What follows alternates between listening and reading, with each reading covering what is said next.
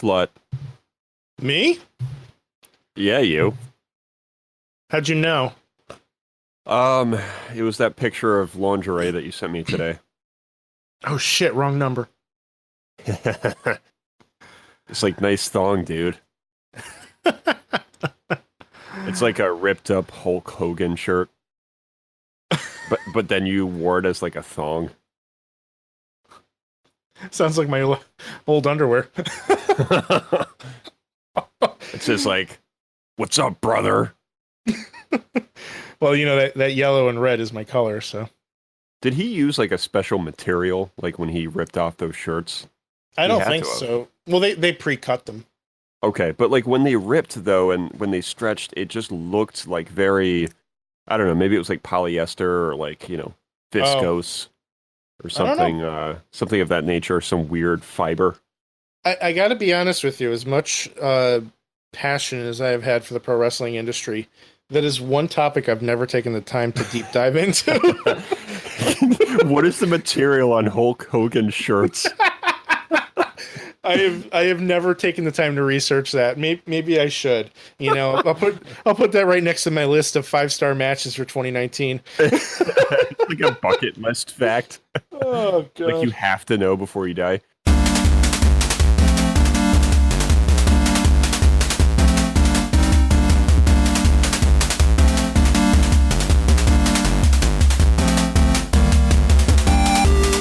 Hey everybody, welcome to Will and Drew's Gaming Retrospective. You're listening to episode 33.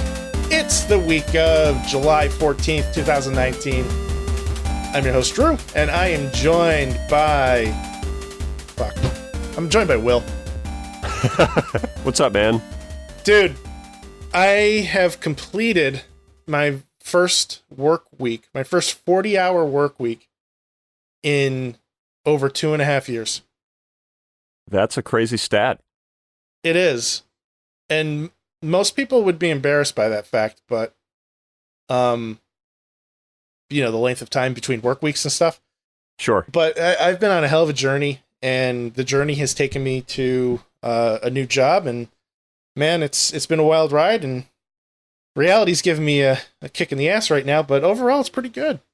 Oh, I bet, man. I mean, there's good and bad with that. You're starting a job for the first time in a while, so that's weird. But hopefully you'll get back into the swing of things soon, and it's going to feel normal again. Yeah, I mean, it already feels like I have, like, a purpose again. It's good. Yeah, man. How are you? I'm existing. That's not good. No, I'm good, man. I'm very well, actually. It's been a great summer so far, and, sun's out. Spent some time reading today, planning for the show. Mm-hmm. Things are just good overall, man. Were you lounging outdoors working on your tan? I was. So you're probably as red as a lobster right now, then. Well, I stayed out of the sun for the most part. I kind of had like sun hitting certain parts of my body, like, a triangle of sun on my calf and like, a quarter triangle of sun on like my wrist. It's like one of those kind of situations. So I was trying to avoid the sun like a vampire. Like anytime it hit my body, I was like, ah. So you have like strategically placed sunburn. Yeah, just like weird geometric patterns of sunburn on my pale body. We can decipher it and like see if it has like any kind of like hidden alien language or something. Oh sure, yeah. I mean, Yeah. I'm like Powder, man. Like you remember that film with what's his face? Yeah, I'm like Powder. Like when it comes to being like just in the sun. Like I'm porcelain white, so I have to be really careful. Mm-hmm. I'm that guy that has to put like all the sunblock on, and it just kind of looks like tribal war paint. I'm the same way, bro. I'm the same way. You gotta stay protected. Rub that shit in. Rub. 30 SPF or higher. 30. Nothing less. Nothing less. Well, thank you everybody for joining the Sunscreen Podcast of the Week. You are listening to Will and Drew's Sunscreen Retrospective. We can be found on Facebook, Twitter, and Instagram at WDGRPodcast. It's at WDGRPodcast. Brain fart. Will, how can they find you? Will_gear. See? Evil. Oh god, I'm so exhausted. That was a great episode. I'm on my second beer and I'm just beat. Hey man, you're existing. That's what matters. I'm existing. You can find me at ScionStorm, and don't forget, folks, if you haven't already subscribed to the show, please take a moment to do so. You can find us on iTunes, Spotify, Stitcher Radio, TuneIn Radio, Google Play Podcasts, any podcast app. Just look us up; you'll find us there. And don't forget to send in an email, WDGRPodcast@gmail.com, or if you find a Discord link down in the show notes, go ahead and give that a click, sign up for an account, and join us for some fun. We have game nights and all kinds of cool stuff going on. This week we are skipping the mailbag. Sorry, listeners, but we will be bringing the mailbag back next week. And that's about all I've got. Will, what are you playing right now? Inside by a dev team called Playdead. Well, I am also playing the same game, and we were going to talk about that a little bit, so I don't really have any other what we're playings to add. I haven't been playing anything else, have you? No, I think this is where we're at, you know. Yeah. It's an incredible experience. It sounds like you're enjoying it a lot more than Limbo, right? I am, and, you know, I think there's a couple reasons for that. I really dig the sci-fi vibe of the game. Whereas Limbo, I felt, had more of a Lovecraftian horror vibe to it. This is a little bit more up my alley. I think the game mechanics, like while the game is rooted in very similar physics as Limbo, I think the game mechanics overall are a little bit more flexible. There's more things that you can do. You know, like taking possession of other creatures, or you know, gaining control of a submarine, for example. Yeah, it's the submarine thing is really cool. So it sounds like you got to that part then where you kind of get in that round like submarine thing. Yeah, I got to the cave section or there's like mines. There's mine carts and stuff. Did you get that far? Okay. I didn't yet, no. Okay. In fact, I don't even really remember that part, but the submarine, I think we mentioned on the last episode, and that's one of my favorite, like, areas or, like, you know, parts of the game where you kind of get into that thing and you kind of, strangely, you just kind of know how to control it. Like, it takes you a second, but once you kind of learn how to boost and stuff, too, and you can kind of break through those walls, it's really satisfying, and, like, the music, when you kind of first get in, you go underwater, it's so haunting. And that's what I really enjoy about this game. The entire game, I feel, is very intuitive, control-wise. You know, without giving you any explicit instructions other than how to jump and how to, like, act, you know, or do an action, I suppose.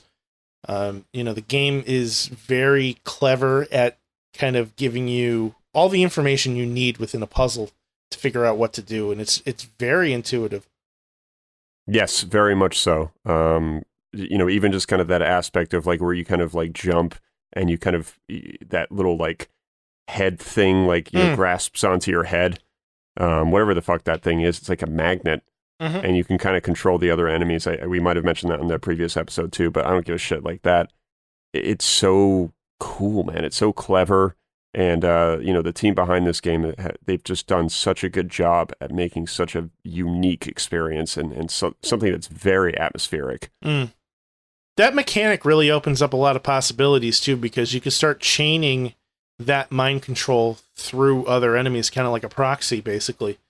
Yes. You know, if you ever see a screen where there's two or more of those, you can use the mind control thing to guide your first character over to it. You link up to it, and then now you've possessed that guy. You could bring him over to another one, link up to it, it'll possess another guy, and so on and so forth. And that unlocks some very interesting possibilities, I think, for some of the puzzles. Yes, indeed. I really enjoy like the genuine fear that you get from, you know, running away from the dogs. Which I'm sure you've experienced already. There was this one puzzle where I was jumping over a fence and there were 3 dogs that were chasing after me. And I think you've already been to this part if you've been to the submarine. So you climb over the fence, and then on the other side of the fence is a boarded up entrance. And you have to pull open that entrance, but the dogs are faster at coming around to the other side of the fence than you are at pulling off enough of the boards to make it through. So it becomes this frantic game of jump over the fence, run to the boards, pull off one, run back to the fence, go on the other side, bait the dogs into chasing you over, then you jump back over again, do it again. You have to do it like 3 or 4 times, and it was really challenging. Like that, anytime the dogs are involved, there's a lot of skill that really comes into play. It's not about thinking your way through these puzzles. It becomes more about platforming. Yeah, and it's really exhilarating to say the least. I mean, like when these dogs, if they get you, man, like they're just rabid. I mean, they will just bite your neck, rip your fucking head off, like quite literally. And like you just see blood and guts and stuff, and you're just like, like it's, it's very much like Limbo. Like when you die, it's such a brutal death, and it's not like the dog just kind of comes over and licks you. I mean, this thing is ripping you apart. So there's a genuine fear that takes place, and like you can hear it, like I said, the kid kind of breathing heavily, like in intense situations, especially with headphones. And I just think there's so much care into the sound design. Yeah. I think on the soundtrack episode that we did forever ago, I mentioned that the composer used a human skull to create a lot of the sounds in the game, which is really fucking creepy, but so rad at the same time. Yeah, I completely forgot about that. That was one of your picks. Yeah, Martin Stig Anderson. That's the composer's name. But yeah, incredible game, incredible experience. I can't wait to finish it. I unfortunately haven't had the opportunity to play it with headphones yet. Most of my playing has been through my television speakers, and with the air conditioner on, that has made a lot of the details a little difficult to hear. And that's not to say that I'm not enjoying it, but I definitely don't feel like I'm enjoying it to the fullest, sound-wise. Yeah, I would try to implement some headphones at some point, even for like, a portion of the game, whatever's more convenient for you. But yeah, I'm lucky enough where I just happen to have like a good wireless headset, so I try to play that game with the headset like late at night, kind of like when Lauren's gone to bed. Like it's perfect because I can just kind of, shut all the lights off and just kind of drown out to, that world. Right. Yeah, I think I'm going to have to try to find some time to do that. Yeah, totally worth it. Sure. We have not completed the game, which I think is a bit of a disappointment to both of us. I certainly had expected to have this game over by now, and that hasn't worked out. My schedule has been a little chaotic as I'm trying to get used to it, and I know your schedule has been a little crazy too. How close do you think you are to finishing? I'd like to see if I can finish this game tonight, and I think that I could because I took a nap earlier, and that's helpful. And hopefully that'll give me a few more cells on the battery life there to try and knock this out of the park tonight. So cool. If not tonight, then I would say Sunday, because I'm pretty sure I'm not working Sunday, so I could probably bang it out then. Do you think you're like 50% through, or? I would say at least 50, probably 60. But yeah, like the second half of the game it just gets like 20 times better. And I just can't wait for you to experience that. So yeah, I think we agreed that next episode we're going to have this game wrapped up, full review, full consensus with opinions and everything, what we liked, what we didn't like. And that's going to be a lot of fun. Definitely. So keep an eye out for that, folks, because by hook or by crook, I'm going to be done with this damn game next week. Yeah. So couple weeks ago, you took a trip up to your buddy Tom's house, and ever since then, you've been talking about VR nonstop. Yes.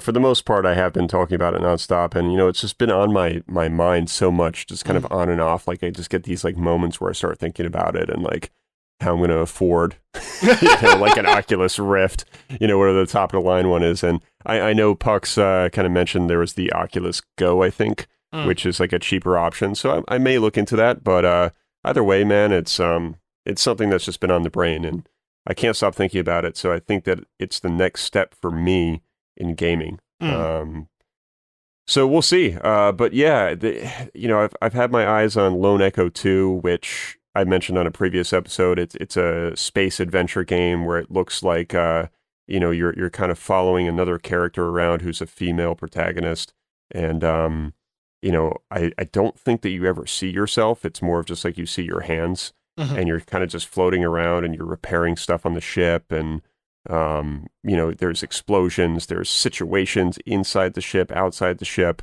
There's like these tick things that I think they call them, like as enemies that are, kind of following you around. There's still not a lot that I've discovered yet about the real story of this game, but I've watched a lot of videos, I've looked at a lot of screenshots, and it just looks right up my alley because I love space stuff, and I would love to experience a VR space game, and I think that's why this one is kind of a red flag on the radar for me. So I'm looking at the page that you linked to me, and it appears that the game is very anti-gravity.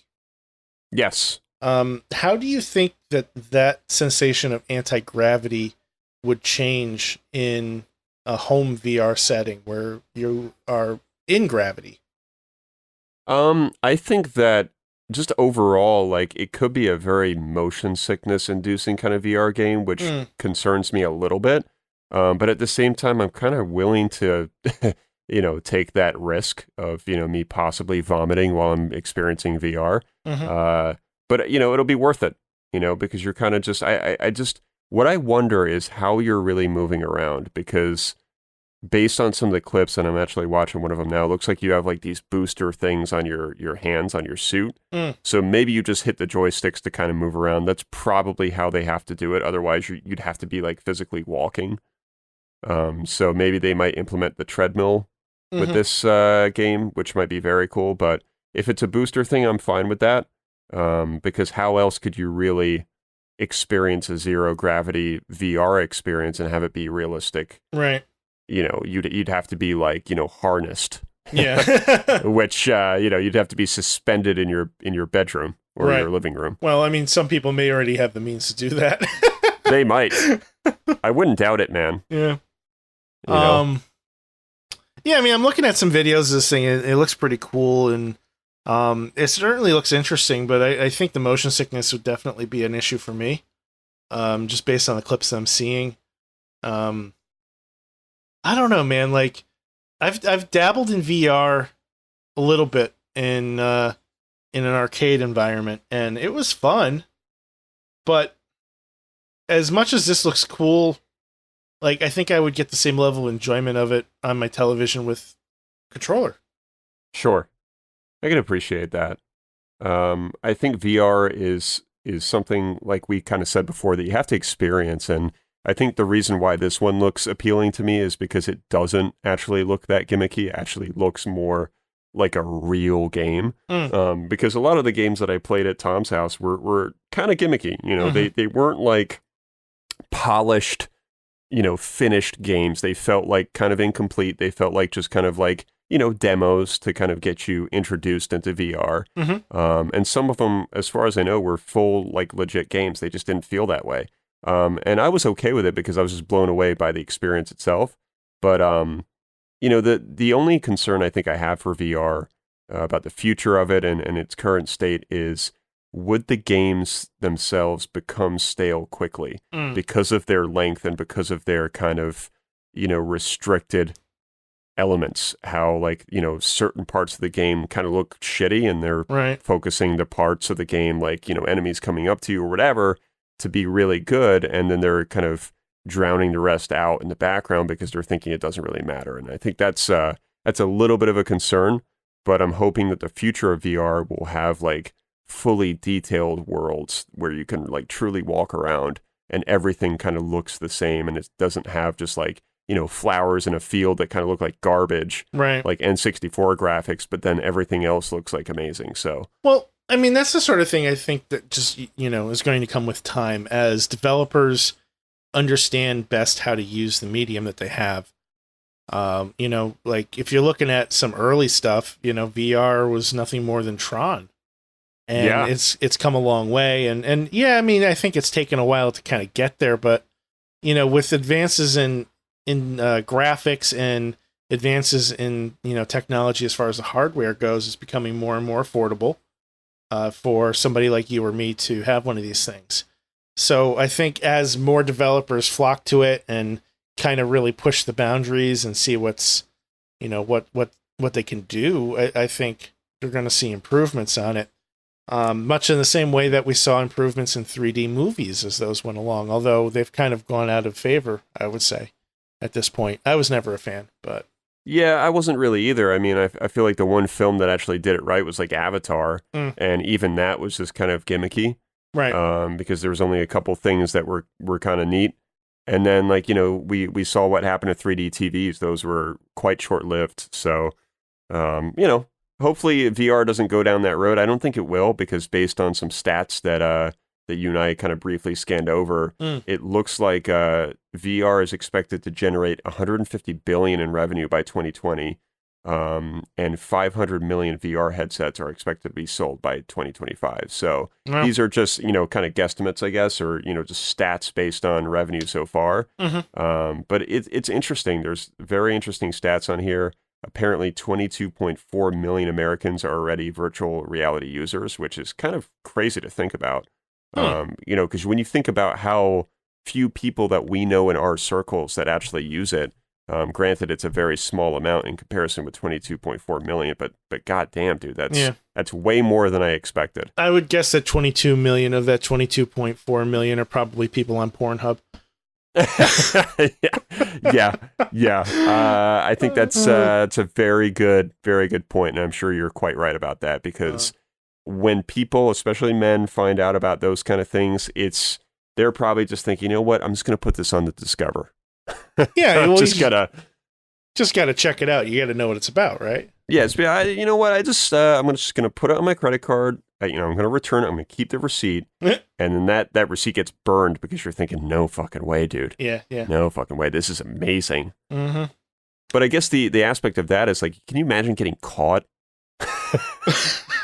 Like, imagine getting caught with, like, a giant rift on your fucking face. Oh, God. And you're just kind of doing your thing, and your wife or, like, your girlfriend or whatever comes home, and they're just like, all right, yeah. So that's going back. Yeah. And you're sleeping on the couch for a week. Yeah, seriously.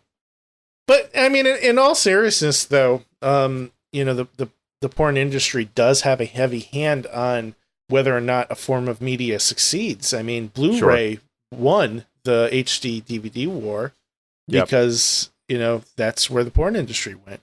And sure, the PlayStation had a hand in that, but it was primarily porn. And the same thing with other forms of physical media, That's a huge industry, and not to downplay its significance or anything. But if VR doesn't pan out in porn, it might not be successful. Yeah, it's I feel like VR is like one of those things, like when you read those stats, it kind of makes you think about like the stats for mobile gaming and like shit that you think that like a lot of people don't do as much as you think they do. And then when you find out, you're like, holy shit. Like I had no idea that like, X amount of people are playing mobile games. Like, and then like, with the people having Switches and stuff, you just, it's kind of, stats are always like that one thing that just kind of blows your mind.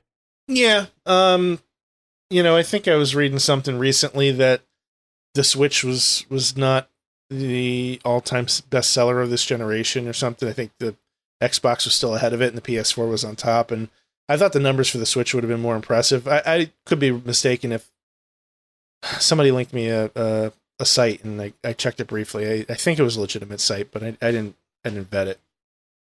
But yeah, I mean, like statistics can be weird. They can be. And they can be manipulated shocking. too. They can, because some of these stats I don't think they're hard evidence per se. I think some of them could be examinations based on, magazines and shit. Like a lot of these stats are being reported by Forbes, Ulio Technologies, some stuff that, I'm not that aware of. They're also saying here that the global VR gaming market size is expected to be worth $22.9 billion by the end of 2020. That's, I mean, that's crazy, very possible, but goddamn, I mean, that's next year. Yeah. And it's just like one of those things where, again, you just think about it and you're like, I don't really know anyone that has this. I don't hear anybody really talking about it. And even though like we have kind of a smaller circle of friends and whatnot, even just in the general public, when you're kind of walking around, you're going to stores, you're going into Best Buy, like I just don't see, like a crowd circled around like the VR like area where you can test shit out.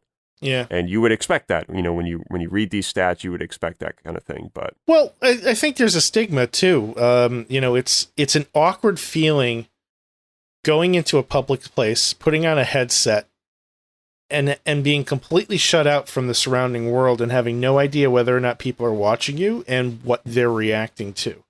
yes. And something that looks completely legitimate to you in the game, like maybe you're holding a gun and you're shooting down enemies or something, or you're ducking behind cover. When there's no context behind that, it just looks ridiculous. And if you're doing that in a public place, well, I mean, people just don't like to be embarrassed.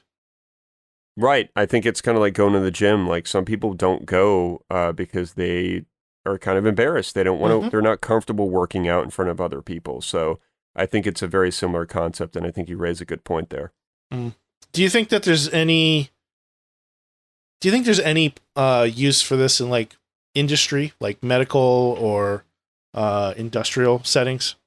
100%. I think that's again a really good point. I think it's something that I might have overlooked because maybe it's being used now, or like you said, maybe it will be implemented somewhat soon. Because I think that would be really interesting for medical industries, engineering industries. Like there's a lot of different avenues of businesses and technologies that could probably use this to their advantage somehow. Yeah, I mean, I think it, like, just somebody doing brain surgery remotely. Sure. Hooked up to a VR headset with a robot, or something of that nature. Well, just for like training purposes, like in some avenues of. Fantastic point. I hadn't even considered training.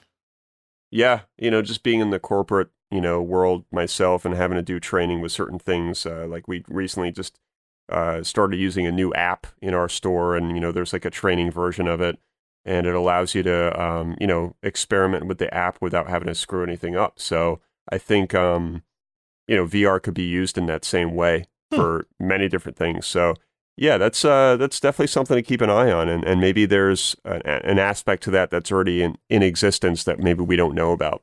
Right. I wouldn't doubt it. Like I said, if John Carmack is behind some of this stuff like Oculus, then he seems like the kind of guy that would introduce that to certain avenues of I said, businesses, and maybe some space technology as well. Yeah, I could definitely see the applications in outer space. So. And then we also have like these VR party venue places, and we mentioned this I think a while back. There's a place called Spark VR. It's actually right down the road from my house, and it seems like, I don't know, like a VR hub where you can kind of go there and maybe have a small party. You can game there for, it looks like $52 per bay. That says one VR set per session, 55-minute session. And from what it looks like, you can have private events, 15 to 60 people. You can book. And it looks very interesting. I think what I'm going to do is try and check this out as soon as I can. It might even be before you come and join me. Yeah, I mean, I definitely want to check it out. Yeah, this way I can kind of talk more about it on the show. Sure. There's a place down in Stamford that I went to once for a company party, and it's called RPM Raceway, and their bread and butter is go-kart racing, like elite level go-kart racing, not like, your broken down soapbox racer kind of thing. Right. And they have an entire upper floor underneath or above the racetrack, which has like bowling alley, there's a bar, there's pool tables, there's a lot of like games that, give like tickets and tokens, kind of like Dave and Buster's style stuff. And then they have a full-on virtual reality suite, which supports up to 4 people. And this is the one that I played. And basically, we were defending a base against aliens who were attacking. And it was, it was fun. It was certainly a workout. My God. I was sweating like crazy. I think we played for 5 minutes. I was done. I was like drenched. But harkens back to Qzar. Oh man, that's exactly what it felt like. Qzar, or for those of you not in the Connecticut area, laser tag. Yeah, that was a lot of fun. But I was so bad at Qzar. I don't know why, man. Like, I just could never like get anybody, and like anytime I felt like I shot right at somebody, like it wouldn't do shit. Well, the lasers were damaged. If you were to take your gun and point it at the ground, 90% of the time the laser would shoot crooked. So whenever I played, I'm not surprised. Anytime I ever played, the first thing I would do is just point my gun at the ground and shoot and see how off my laser was. And when I was actually playing, I would try to compensate for that. Yeah, I just remember that, like, that was, like, the ultimate thing to do, like, if you were invited to, like, somebody's birthday party. Remember, like, the suiting up process? You're getting your, like, neon fucking motorcycle, like, jacket type thing, and you're just like, oh, this is fucking so cool, man. I fucking love it. And then you just get lit up. It was still fun, though. It was a lot of fun. Yeah. It's interesting, too, how it says guests must be 56 inches or taller. For That's what? like the first thing that they fucking say on the Spark VR website. Oh, yeah? Yeah. It's the first fucking thing. 56 inches? Yeah. So 4.5 feet. Okay. That's not that bad. So, yeah, no. But yeah, it looks cool, man. I'm going to check it out. I don't give a shit if I go alone, be like, hey, how much for 55 minutes?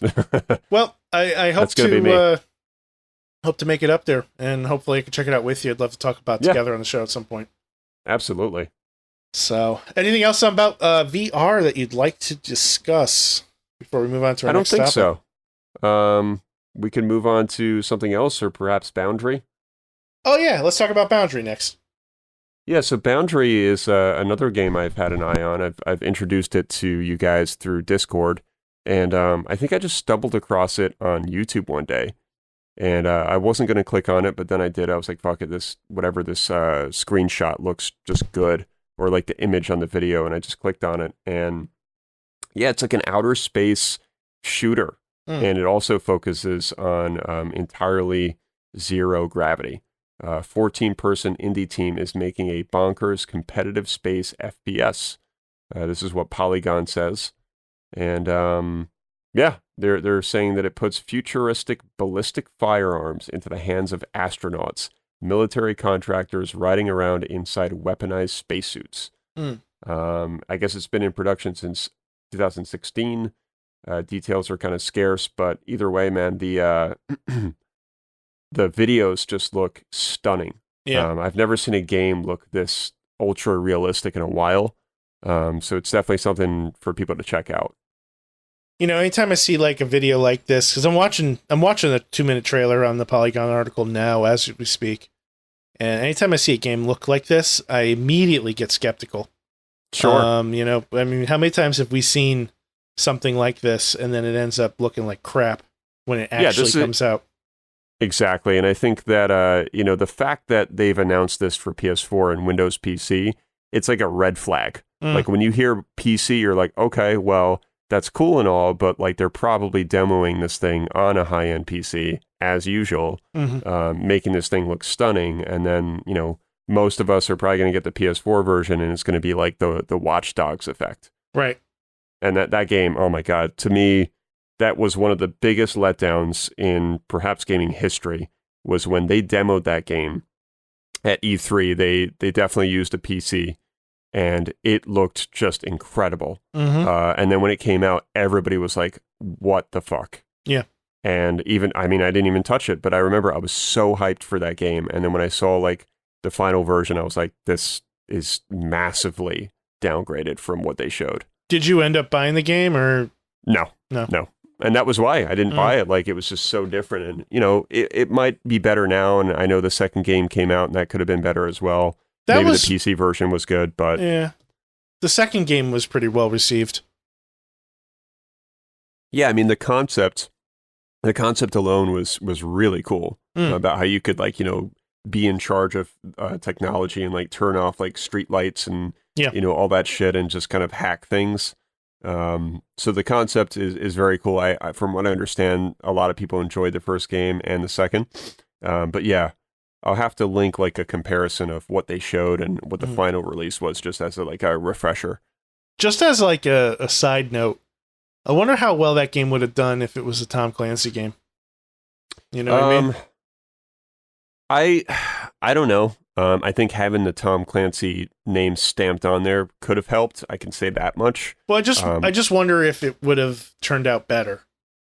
You know, like just in general, because the Tom Clancy games, for the most part, do a pretty good job of maintaining quality from iteration to iteration. Yeah, it's hard for me to comment on that because I really only played like a portion of some of the Splinter Cell games, and I'm pretty sure that's it. So I don't have a lot to say when it comes to a Clancy game. Gotcha. But yeah, I think having the name stamped on there certainly probably would help. Yeah. But yeah, Boundary, surgical scalpels. I guess they live and work inside mainland China. That's the studio that's deving this game, and yeah, I mean, I don't know. It looks like a blast.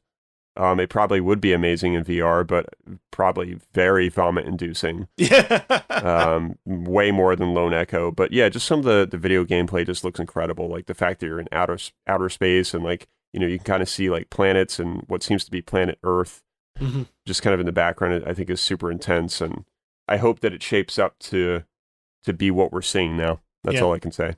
Yeah, I'm looking forward to seeing where this goes. It's definitely something I think is up my alley too. I mean, you know, the video just looks absolutely stunning. So definitely check it out if you're interested, folks. Just go to polygon.com and look out Project Boundary. Yes.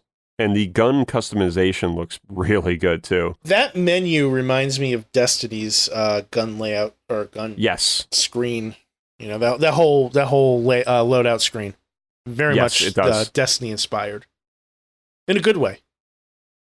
Yeah, very much so. It's very clean and very like futuristic looking and you know, very cool. But yes, keep an eye on it. I love those sorts of aesthetics, you know? It just Yes. I don't know. No, I hear you, man. It's very clean. It looks good. Cool. So Will, last night, was it last night or was it this morning? This morning. I woke up, going through my morning ritual, scrolling through Reddit, petting cats, drinking coffee, the usual. And I wake up to an article on Kotaku about the TurboGrafx 16 Mini and the games that they're going to launch it with this coming March. It's such like Drew news. You know what I mean? Like this is just like, this is like Mr. Smithers, like excellent kind of situation, you know, dropping the New York Times, like, holy shit, what is this? You know? They're going to be opening up pre-orders on Monday, July 15th. So unfortunately, a day after this episode will publish. I'll throw a link up in the chat so anybody that's... Oh, I already did, actually. Never mind. Of course, I'm looking at it now, dude. That was the first thing I did. I threw a link up. Looking at it now, dude. Yeah, man. I mean, this is kind of interesting. They're including about approximately 50 games, but it's about half and half American versions and Japanese versions of games. And there is some crossover. There are a couple games that they're doing both the Japanese and American versions of, like Newtopia and Newtopia 2, for example. Ease Book 1 and 2, they're doing the Japanese release of that. Bomberman, well, they're mixing up the Bombermans, but very, very interesting list. And for those of you that are wondering, yes, Castlevania Rondo of Blood is on there. I'm going to try to pronounce this in Japanese. Are you ready? I'm ready. Akumajo Dracula X Chino Rondo. That was a decent attempt. I mean, I probably would have butchered it, but you know. Yeah, well, that's about as good as it's going to get after 2 beers. But if anybody like hasn't had an opportunity to play that game, definitely check it out. It is miraculous because, to the best of my memory, First of all, it's a TurboGrafx CD game, so did it come out in the CD or the Duo? This is where things get confusing because they released multiple systems with CD attachments. Some of them were included. I think this is just PC Engine CD. I'd have to do some research, but it was a Japanese release only, right? And because it was on CD, it was one of the first games to start using like full motion video, and it had an incredible soundtrack, fucking like just amazing like synth guitar shredding. The music on these TurboGrafx CD games is just incredible. You know, CD audio quality here. We're talking real guitars, real drums, real shit. And Rondo of Blood had a really good soundtrack, but it's also it features German narration and Japanese subtitles. Whoa.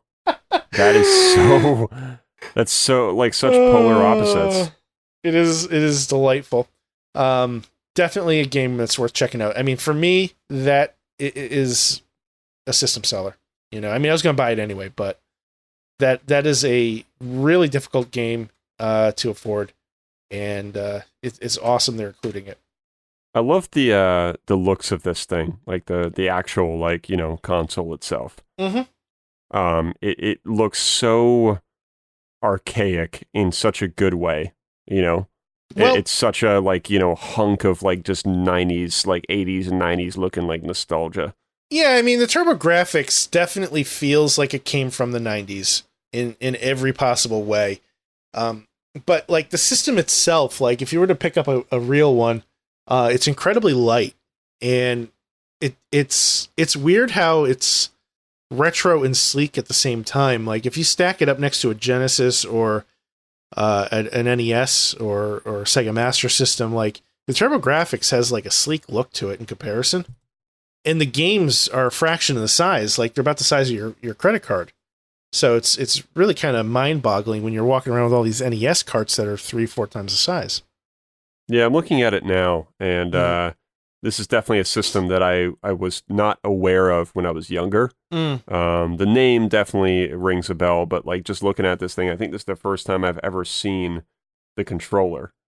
Yeah, and it looks kind of terrible, but it's not great. I mean, I'm used to it for nostalgia reasons. There's also turbo switches on the official controller, and considering the amount of shooters that are on this game system, those switches really do come in handy, because instead of having to press A or B, repeatedly to shoot a gun on a spaceship, you just press it and hold it. You flip the turbo switch up, call it a day, and it just keeps repeating it, which is pretty sweet. Yeah. But aside from that, though, I mean, I think it's a little bit more comfortable than the NES controller. It's got a little bit of curvature to the lines. The D-pad isn't great. It's not terrible. I don't know. I think for me, it's more of a familiar feeling because I grew up with it. Yep. But the one glaring problem with the controller was the wire from the system to the controller itself was extremely short.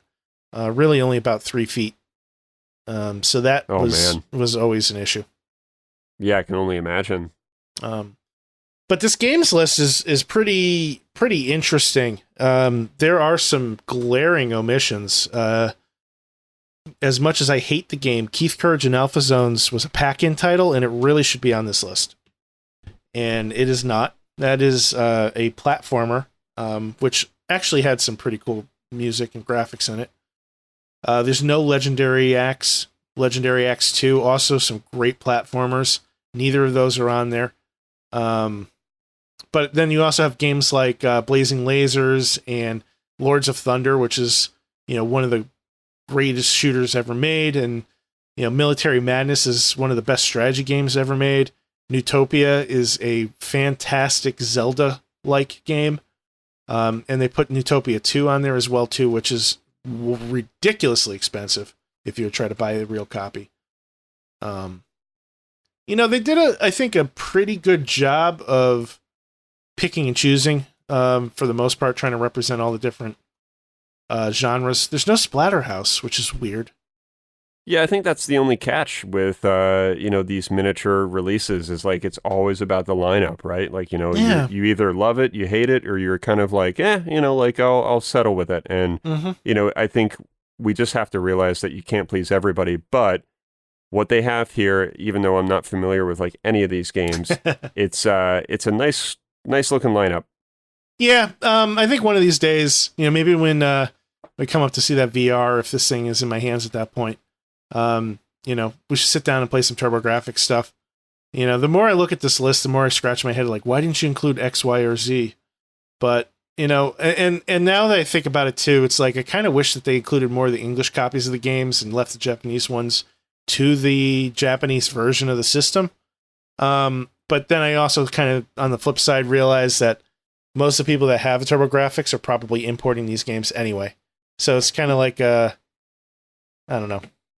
I love how like this guy is like, what the fuck? No Keith Courage in Alpha Zones? He's not wrong. I mean, it's like, imagine if Nintendo put out a system and they didn't include Super Mario Brothers 1.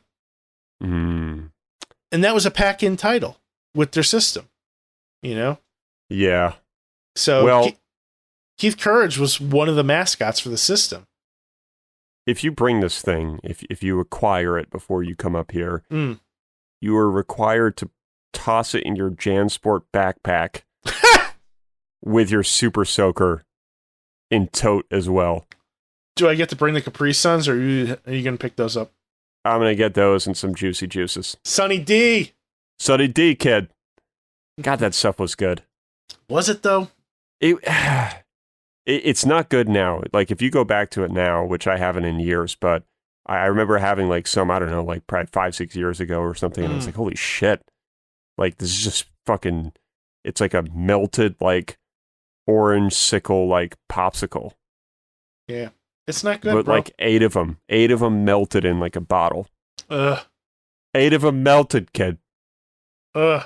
But yeah, it's crazy to think that some of that stuff still exists. Like, you just kind of pass by like the OJ section, you're like, man, Sunny D's still there. Like, how is this poison still out? It's so bad. But hey, you got to please the kids, and it's a good part of my 90s memories. So fuck it, keep it on the shelves. God damn it, keep that poison there, just so I can look at it.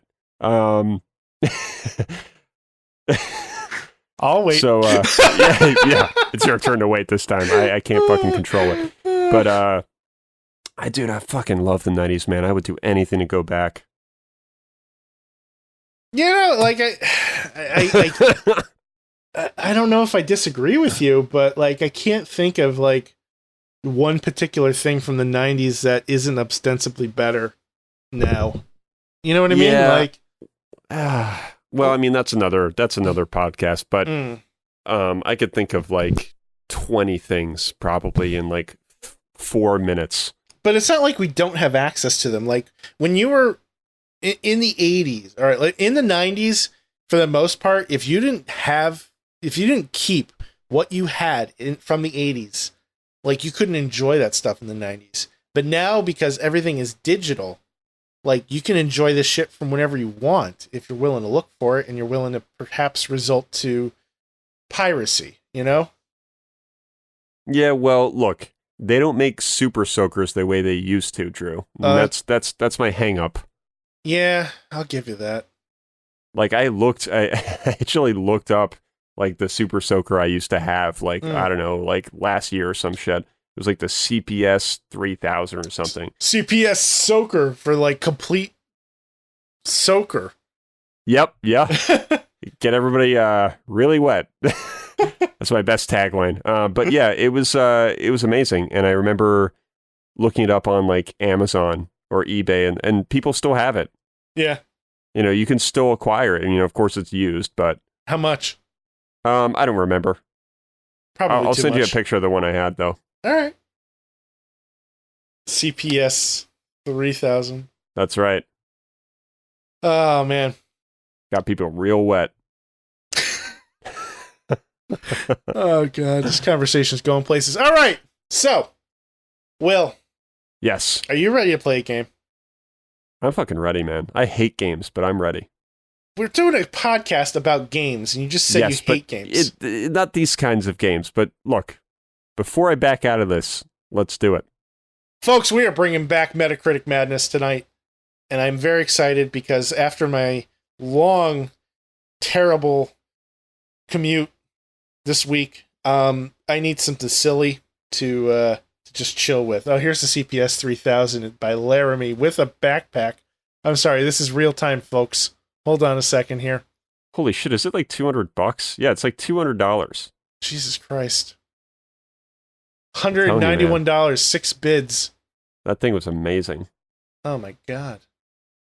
Anyway, so Will and I are about to play Metacritic Madness, and for those of you who have never had the opportunity to take a listen to this game, the way it works is we are going to go on Metacritic.com and look up 5 games each.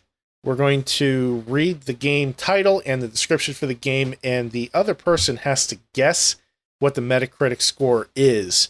And the scoring is a little weird, but it starts to make sense after you get into a couple of them. So, for example, if Will looks up a game and he gives me the title and the actual score of the game is, we'll say, is 75, right? And if I say it's 85, well, I'm 10 points out of range. Over and under doesn't matter. I'm 10 points out of range. So now I have 10 points. Now, if I said 65, I would also have 10 points. We're playing for the lowest score possible here. So you want to try and get as close to the number as possible. Doesn't matter whether you go over or you go under. Got it. Make sense? Yep. So if I were to guess, instead of 75, I guess 70 on that, I'd only get 5 points, and that's better. So, anyway, it makes sense once we start adding everything up. It sounds a little weird, but we're going to go. We are sticking with Nintendo 64 games this time around. Mm. Yes. And, Will, would you like to kick things off for us? Sure. So, are we ready? Yes, sir. I am ready. Okay. Glover. What the fuck is that? I don't know, man. You tell me. You have a description for me by any chance? Well, yes. Stand by. Glover. This sounds like... All right, I'm going to try to come up with an idea for this before you read the description, okay? I think that this is a game based on the mascot for Hamburger Helper. Okay, so I'm going to give you the description now, right? All right, hit me. All right. The game features a magical 4-fingered glove named Glover in his quest to restore the Crystal Kingdom by retrieving crystals that were lost. Oh, God. I remember this game. This sounds so fucking bad. Oh, my God. 45%. Okay. Let me get my list. Come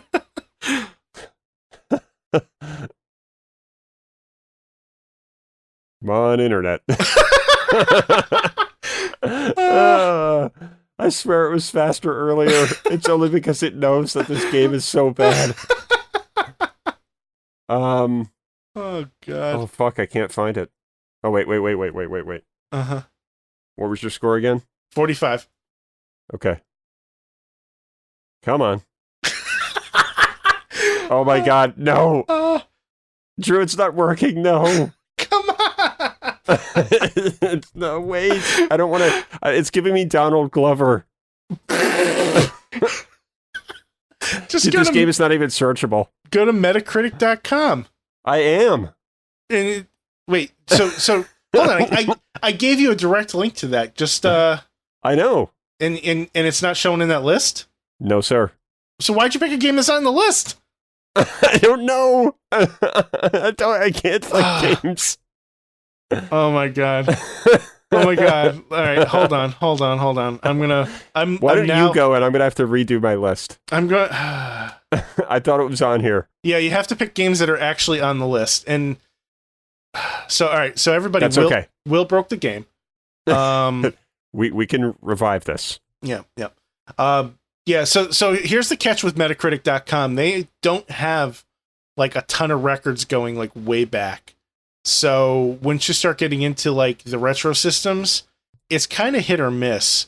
Newer stuff, everybody, like they have reviews for everything, but like these older games, it's a little bit tricky with. So Okay. all right, so you pick your other game. I'm really disappointed there's no Glover on here, but go on. That's all right. So I'm gonna go. So I'm gonna give you one. Okay. Okay. Batman Beyond: Return of the Joker. Oh my gosh, that was a 64 game, huh? It's an N64 game. Would you like the description? Sure. Will the Joker have the last laugh? A sleeker, deadlier clown prince of crime is back from the past to terrorize Gotham City in Batman Beyond: Return of the Joker. When the Joker's recent attacks nearly bring about the demise of the aging Bruce Wayne, it's up to you to help Batman avenge his mentor and send the Joker back to the bottom of the deck forever. 55. Oh, it's way worse than that, my friend. Oh boy. 24. Oh God. So you guessed 55 minus 24. So you're starting out with 31 points. That's not so good. That's all right. So, Will, I am still a champion. I'm a reigning champion. I don't know if you remember. Look, I'm ready for my game. Are you? Because I am ready. I am fucking ready, and I'm looking at the goddamn list. All right, hit me. NFL Blitz 2000. Ooh, okay. I don't think you need a description for this game. Now, well, can we have it? Yeah. Well, sure. Stand by. Mm. Okay. Glover. It's back, and it's it's back, and it's better than ever. NFL Blitz 2000 adds 4-player support, new offensive and defensive plays, realistic weather conditions, new stadiums, and a tournament mode. Customize offensive and defensive plays to your liking. Call audibles at the line of scrimmage. You've got control now. Passing made easy with new blitz passing for one-touch long bombs. On Fire mode gives superpower performance to your players with non-stop action and a pick-it-up-and-play learning curve. NFL Blitz 2000 is the game for every football fan. These NFL Blitz games were pretty interesting because they were so arcadey. Yes, and I want to make a point, or not a point, but an interesting fact. When these games were in the arcade, you could actually bring your memory card and insert it. Yep, you could insert it into the cabinet. Holy shit. I remember that because these games were often at those like little movie arcade, like the movie arcades. And I just remember seeing that. I was like, huh, that's kind of interesting. Which system? N64. Really? Yes, sir. I had no idea. That's so fucking cool. It is kind of cool. Huh. So what you got?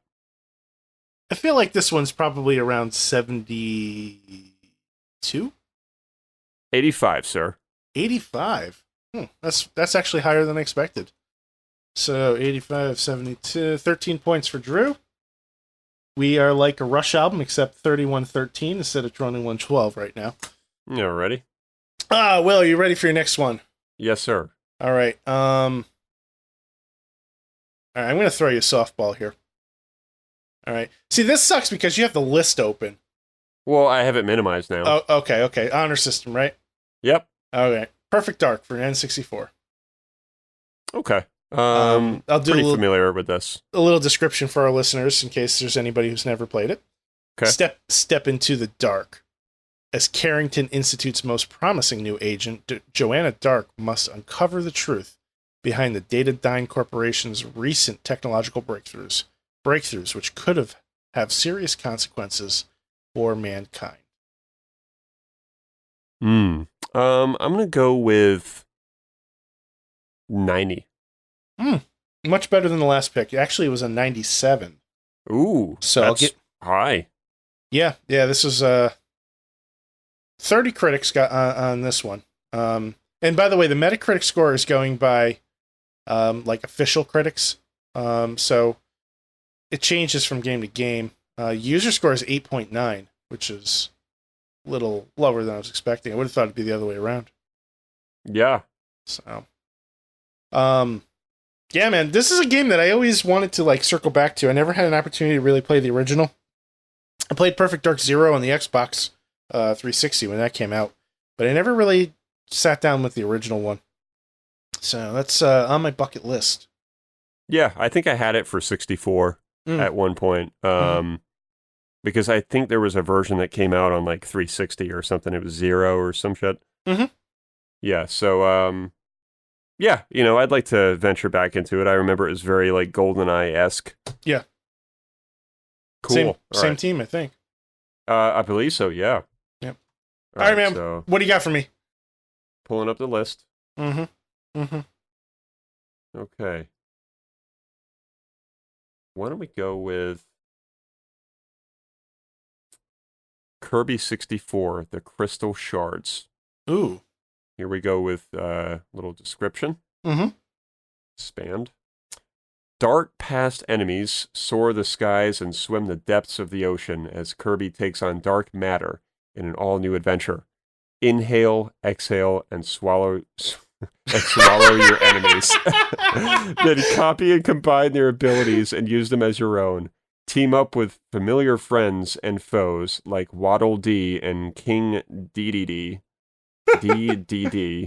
as you travel through dreamy worlds in search of the lost crystal shards. Before I try to rate this, I think we may have our episode title. I know. Immediately my mind went back to like VR and Pornhub. Oh god, inhale, exhale, and swallow your enemies. Oh yeah. Yeah. So this game came out. It doesn't have... Okay, here we go. June 26, 2000. Oh wow. I don't know anybody that actually owned this game. Strangely enough, though, I think I have it on my shelf right now. So actually, I knew one person that had it because I just didn't know him at the time. I feel like the Kirby games don't get rated as highly as the rest of the Nintendo stuff. So yeah, Kirby is like one of those like he's like an underdog. Yeah, I'm gonna go with like 79. Ooh, very close, my friend. 77. Really? Yep. All right. I would have thought it would have been higher. I didn't think I was. I thought I was underrating it. So, all right. So after the second round, I am at 15 points total. Will, you are at 38. But we still have 3 more rounds to go, my friend. Are you ready? I'm ready. Let's see here. WCW Backstage Assault for N64. Okay. We are going wrestling now. And no holds barred brawling over 50 WCW superstars, including the women of WCW. 14 playable backstage areas, including the new semi-trailer area. Destroy your enemy faster with power-ups. New First Blood mode and torch matches. Use your environment as a weapon. I will tell you right now, this is not one of the good wrestling games on the N64. Okay. Let's I'm gonna go with 55 again. 55. This is closer, man. This is a 48. Okay. I'll take it. So you get 7 points on that one, which ain't bad. So you are up to 45 points total. I feel like you're using one of those calculators that has like the little receipt thing on it. Well, I have a mechanical keyboard, so yeah. And you've got like your glasses like slightly tipped down, like on the tip of your nose, like kind of doing that weird like teacher squint as you're like using the calculator. Well, I am silently I am silently judging you, like most teachers do anyway. So.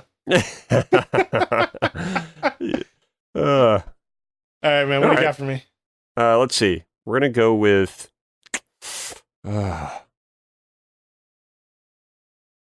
Pokemon Snap. Okay. All right. So, the professor has asked you to capture the wild Pokemon of Pokemon Island on film. Tour the island in your 0-1 vehicle and snap pictures of Pokemon in their natural habitat. Wild Pokemon are often camera shy, so you'll have to use special items to bring them out in the open. Only the best shots will do for the professor's Pokemon report, so sharpen your photography skills and get ready to snap.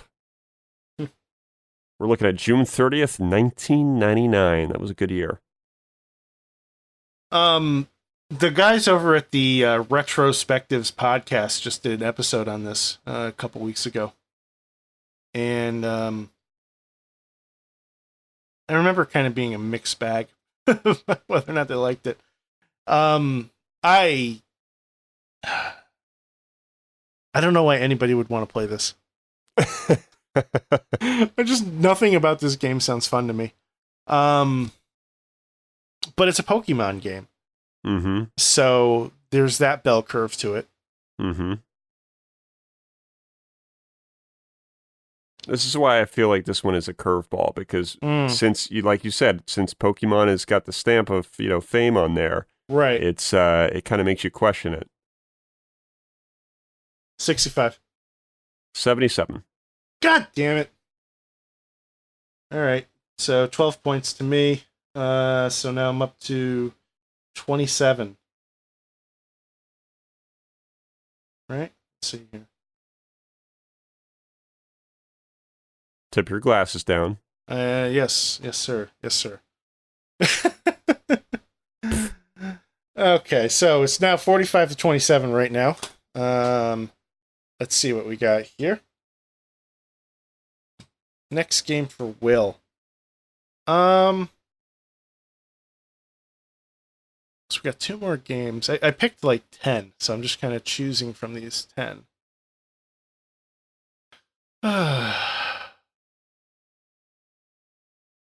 Quake. Nice. Go ahead. So let's see here. Heart-pounding gameplay, spectacular graphics, and brain-shattering sound effects, guaranteed to have players jumping out of their skins. Incorporates the ferocity of the single-player game with the ultimate bloodlust of the 2-player split-screen deathmatch.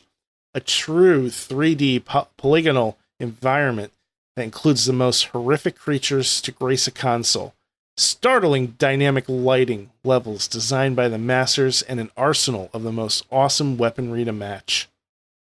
I don't think that any of this, I don't think anything in that description is actually a complete sentence. Nope, didn't sound like it. It's all just like statements of like, there's no like subject and verb. You know what I mean? Brain-shattering sound effects. Oh, God. 78. Woo! 74. Well played, sir. Yeah, I thought, carefully with this one because Quake is popular, right? But it's 64, and even though graphics were considered good then, I just can't really imagine that version being that great. Yeah. So, yeah, that's what led me to that. Yeah, nice. So you're up to 49 points. Alrighty. What do you got for me? I'm going to go with Blast Core. Oh, this is supposed to be a pretty good game, if I'm not mistaken. Yeah, very overshadowed from what I remember, like when the 64 came out. I believe it was a launch title as well. We're looking at February 28th, 1997. Okay. A pair of defective nuclear missiles en route to a safe detonation site has begun to leak. Badly damaged, the carrier automatically locks onto the most direct route. Clear a path to help the carrier arrive safely. Tons of vehicles are at your disposal. Leave nothing standing or the adventure will end in an earth-shattering explosion. Find the hidden technicians to ensure a safe detonation. Strap on your seatbelt. It's going to be a bumpy ride. I'm a little confused. There's like, destroy everything or the world will be destroyed.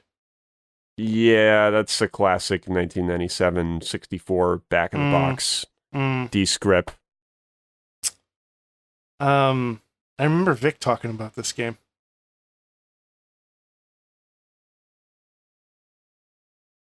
$85? 90. Woo. All right. I never played it, but I remember like watching a friend play it.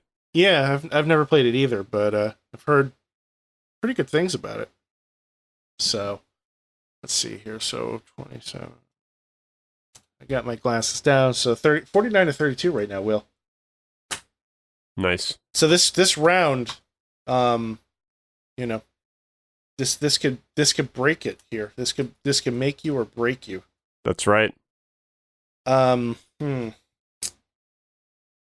like I'm gonna have to throw a curveball your way. Yeah, you're gonna have to. Fighters, you're gonna knock me out of the race. Fighters Destiny 2. Oh, you fucking massive turd. Enter the arena and do battle with the toughest, most skilled martial arts expert on the planet. As one of the international fighting elite, you'll vie to become the true authority of hand-to-hand combat. Your destiny awaits. Defeat any of your 11 opponents and gain their abilities. Launch 5 different modes of attack, from training to record attack. Adjust scoring, ring sizes, and difficulty settings. Compete in points-based martial arts tournaments. Force your opponent to relive defeat in an instant replay. That is a really awkward sentence. Force your opponent to relive defeat in instant replay. Gain new abilities and skills when you face the master in the fighter's arena. What's the name of this fucking game again? Fighter Destiny 2. Oh, God. When did it come out? So this was released July 14th of 2000. So it's later in the cycle. Fighter Destiny 2? Mm-hmm. See evil. I'm going to go with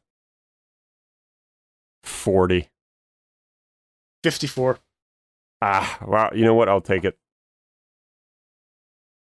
So let's see here. We'll do a little. Because that game sounds horrible. Yeah, it definitely does. All right, Will. So you're at 63 points right now. Hit me. Come on. Let's go. All right. Harvest Moon 64. The fuck is that? Well, just wait. Just wait. In Harvest Moon 64, you'll work hard to make a life for yourself on the rundown farm that you've inherited from your dearly departed grandfather. Oh, this is one of those shitty games. Okay, go on. It will take careful planning and a lot of help from your neighbors to ride out the seasons and succeed as a gentleman farmer. Harvest Moon 64 has all the charm of the original Super Nintendo classic, plus many new surprises. This is November 30th, 1999, baby. There are people that absolutely love these types of games, and I just don't fucking get it. Yep. It reminds me of like Animal Crossing, you know? Yeah, totally. I don't know. 73? 78, sir. Ha-ha! So 5 points. Will, I hate to break this to you, buddy. But what's the final score? 37 to 63. Oh, god damn. Like, I don't think it was as bad as last time. I have to go back and listen to the tape, but... Well, look, I had a good run going. You did. I still whooped your ass by 26 points, but... How the fuck did that happen?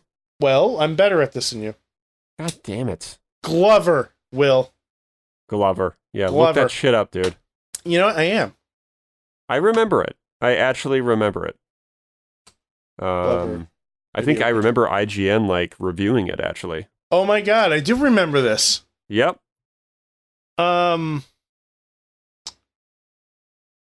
were going to make a sequel, and then they bailed out on it. I'm watching a video of it right now. I can't help it. This is terrible, this game. Well, it got like a 70%, so it's not that terrible, I guess. It does look, you know what? It does look kind of cool. It's got that same, like the graphics and the way that it plays. It reminds me of like Banjo-Tooie and all that shit. Yeah. Very much Mario 64 in presentation here. Yeah, the presentation is just like all of those games, like Banjo-Kazooie, just the way that like the camera is, the way that the Donkey Kong 64 kind of looked like this. You know, probably will never play this in my lifetime, but it does look kind of neat in a way. You know, they came out with a Raspberry Pi 4 a couple weeks back, and there's a lot of speculation that it should be very capable of handling N64 emulation. So, yeah, I'm gonna have to get you set up with that at some point, so that you can play Glover.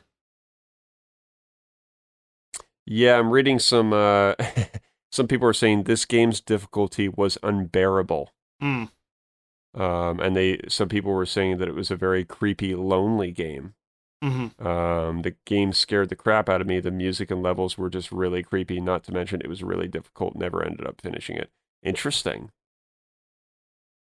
Huh. Very interesting. I wonder why this was like lonely and creepy.